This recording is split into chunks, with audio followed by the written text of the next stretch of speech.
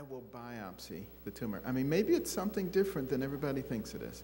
So I took him to the operating room, opened up the head, went down to the area of the brainstem, this big, ugly, grayish-red mass. I took a piece of it, sent it to pathology. It came back highly malignant, aggressive tumor.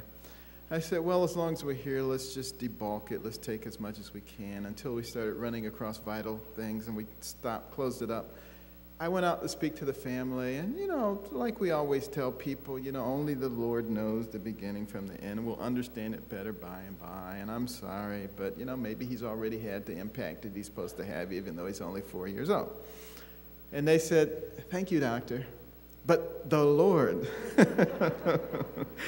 And, you know, as I walked away, I just marveled at people who had that kind of faith, fully expecting that that boy would continue to deteriorate and die.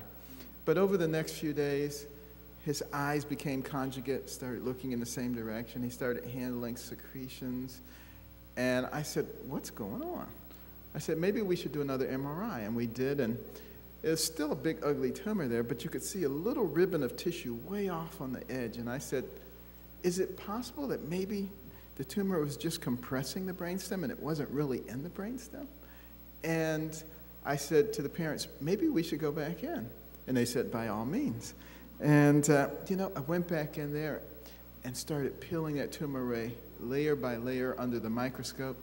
And when I got to the last layer of tumor, there was a glistening white brainstem, intact, compressed and distorted, but intact.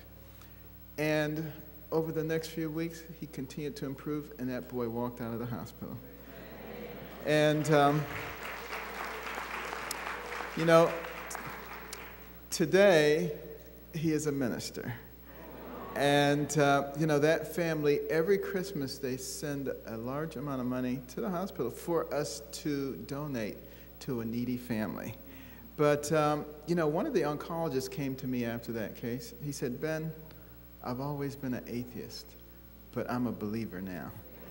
And, you know, one of the things that I learned through that, I thought I was pretty good, you know. I'd gone to Yale, University of Michigan. I was chief of pediatric neurosurgery at the #1 hospital at age 33. I thought I was pretty good. But after that, I realized it wasn't me at all. It was the Lord. And that's when I said, Lord, you be the neurosurgeon, I'll be the hands. And all kinds of things began to happen at that point.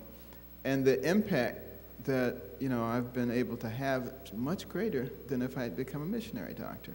So what that says is, no matter what you decide to do, remember who is in charge. It is the Lord.